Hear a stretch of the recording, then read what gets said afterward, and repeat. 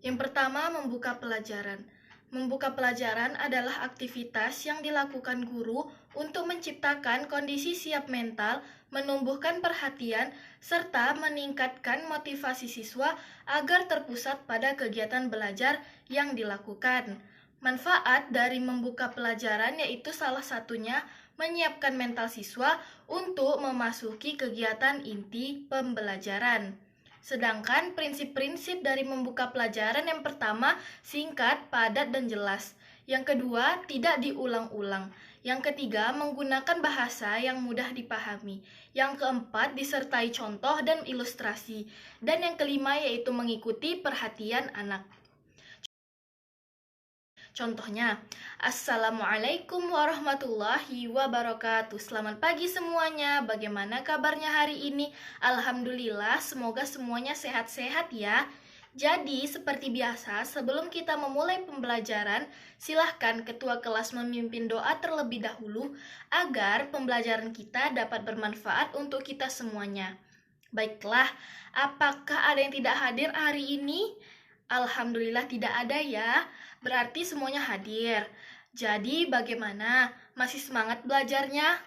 Harus dong, karena ini masih pagi. Jadi, Ibu selalu mengingat kata-kata dari Najwa Shihab, yaitu hanya pendidikan yang bisa menyelamatkan masa depan. Tanpa pendidikan, Indonesia tidak akan mungkin bertahan. Intinya, jadi kalian harus semangat dalam belajar. Kalian datang ke sekolah ini niatnya untuk apa? Untuk menuntut ilmu kan? Agar ilmu yang kita dapatkan di sekolah bisa menjadi motivasi dan mendorong kita dalam menyelamatkan masa depan. Baiklah, kalau bukan kita yang dimulai, siapa lagi? Baik, di sini Ibu akan bertanya, di antara kalian semua, siapa yang pernah melihat di TV ataupun di koran atau melihat langsung orang yang merusak hutan atau melakukan pencemaran lingkungan? Nah, silahkan kalian perhatikan pada slide berikut ini. Pernah nggak kalian menegur orang yang membuang sampah sembarangan? Atau kalian sendiri yang membuang sampah sembarangan? Nggak boleh ya membuang sampah sembarangan. Siapa tahu apa saja yang dapat disebabkan oleh orang yang membuang sampah sembarangan. Iya, betul sekali. Ada banyak yang bisa terjadi akibat dari membuang sampah sembarangan, yaitu pertama terjadinya penyumbatan pada selokan, kemudian dapat menyebabkan banjir. Jadi bagaimana sih cara kita melestarikan lingkungan ini? Maka dari itu, pagi ini kita akan memasuki kepada materi. Baiklah, selanjutnya yaitu keterampilan menjelaskan. Keterampilan menjelaskan adalah suatu keterampilan menyajikan bahan belajar yang diorganisasikan secara sistematis sebagai suatu kesatuan yang berarti, sehingga mudah dipahami oleh peserta didik.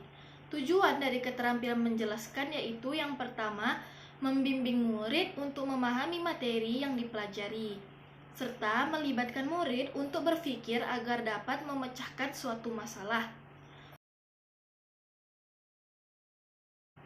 Contohnya, jadi siapa yang tahu salah satu penyebab terjadinya kepunahan hewan atau tumbuhan? Ya, jadi salah satu penyebabnya adalah kerusakan hutan. Selain itu, kepunahan hewan dan tumbuhan juga dapat disebabkan oleh polusi. Akibat kerusakan hutan dan pencemaran, beberapa hewan dan tumbuhan akan terancam punah. Contoh, coba kalian sebutkan hewan apa saja yang mendekati kepunahan. Ya betul, misalnya gajah, harimau, komodo, tapir, anoa, orangutan, dan cendrawasih. Sedangkan beberapa jenis tumbuhan yang akan terancam punah, misalnya alpinat, bunga Rafflesia arnoldii, dan tanaman keben. Punahnya beberapa tumbuhan selain disebabkan oleh kerusakan hutan dan polusi air juga disebabkan karena adanya kegiatan perambahan hutan. Nah, kembali lagi ke materi sebelumnya. Sampah yang berceceran di mana-mana terabaikan begitu saja. Itu disebabkan karena ketidaksadarannya masyarakat akan pentingnya kebersihan, sehingga mereka lakukan membuang sampah seenaknya. Contohnya di sungai atau di tempat-tempat umum lainnya. Siapa tahu apa saja kerugian yang diakibatkan dari membuang sampah sembarangan? Ya, betul sekali. Yang pertama yang dapat disebabkan oleh membuang sampah sembarangan yaitu dapat menyebabkan banjir, menjadi ladang penyakit karena sampah akan mengalami pembusukan dan dapat menjadi sarang penyakit seperti DBD dan lain-lain. Selanjutnya yaitu dapat mencemari lingkungan. Sampah yang terdapat di sungai, di jalan, tempat-tempat umum lainnya akan membuat tempat-tempat itu menjadi kotor dan banyak penyakit. Jadi kita harus tahu dulu apa sih akibat dari kalau kita membuang sampah sembarangan, merusak hutan dan lingkungan. Jangan sampai kita tidak memikirkan kelestarian lingkungan dimanapun kita berada. Selanjutnya yaitu pelestarian makhluk hidup. Pelestarian makhluk hidup sangatlah penting bagi kita untuk upaya menjaga kelangsungan kehidupan makhluk di bumi ini. Ada beberapa cara agar kita dapat melestarikan jenis makhluk hidup yang terancam punah, antara lain dengan cara mengadakan konservasi, menyediakan suaka alam seperti suaka marga satwa dan cagar alam, serta pembiasan pembuatan imensiasi. Siapa tahu apa itu konservasi? Ya, betul sekali. Konservasi adalah perlindungan hewan dari habitatnya, antara lain dengan cara membuat undang-undang untuk melindungi hewan yang terancam punah. Sedangkan siapa yang tahu apa itu suaka alam atau suaka marga satwa dan cagar alam? Ya, anak-anak ibu memang hebat-hebat semua ya belajarnya. Suaka alam merupakan tempat perlindungan terhadap jenis-jenis makhluk hidup yang terancam kepunahan.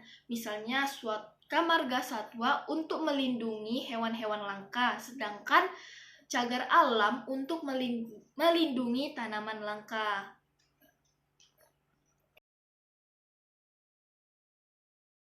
Selanjutnya yaitu kegiatan menutup pembelajaran. Kegiatan menutup pembelajaran adalah kegiatan yang dilakukan guru untuk mengakhiri kegiatan inti pembelajaran. Salah satu manfaat dari menutup pembelajaran yaitu untuk memberi pemahaman utuh terhadap materi pokok atau kegiatan belajar yang telah dilakukan. Prinsip-prinsip dari menutup dan membuka pembelajaran yaitu harus bermakna dan berkesinambungan.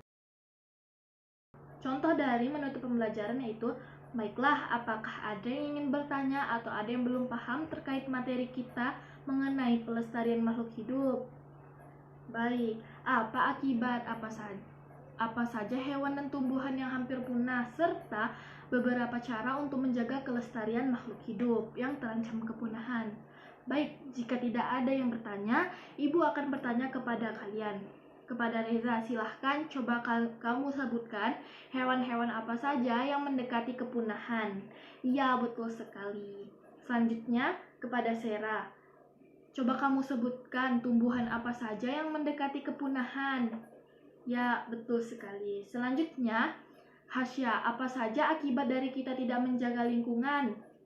Ya, betul sekali. Selanjutnya yang terakhir yaitu Maryam. Coba kamu jelaskan bagaimana cara kita untuk menjaga kelestarian makhluk hidup yang terancam kepunahan.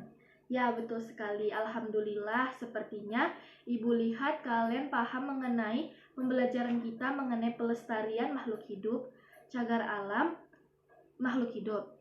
Cagar alam adalah tempat untuk melindungi tanaman langka dari kepunahan. Sedangkan konservasi yaitu pemeliharaan dan perlindungan makhluk hidup secara teratur untuk mencegah kerusakan dan pemunahan. Selanjutnya yaitu suaka alam. Suaka alam adalah tempat perlindungan terhadap beberapa jenis makhluk hidup dari kepunahan. Sedangkan siapa yang tahu suaka marga satwa? Iya, betul sekali. Suaka marga satwa adalah tempat untuk melindungi hewan langka dari kepunahan. Selanjutnya, siapa yang tahu cara untuk menanggulangi masalah ini? Bukan hanya peran pemerintah, tapi juga peran dari masyarakat yang harus ikut serta dalam menggalang kebersihan dan juga kesadaran akan pentingnya kebersihan. Kalau bukan kita sendiri, siapa lagi yang akan memperbaiki bumi ini? Baiklah, sekian dulu pertemuan kita pada pagi hari ini. Untuk minggu depan, kita akan mempelajari mengenai konduktor dan isolator. Jadi, kalian bisa belajar terlebih dahulu dari buku atau search di Google untuk Untuk menutup pembelajaran hari ini, mari kita sama-sama mengucapkan hamdalah. Alhamdulillahirabbil alamin. Sekian dari Ibu. Assalamualaikum warahmatullahi wabarakatuh.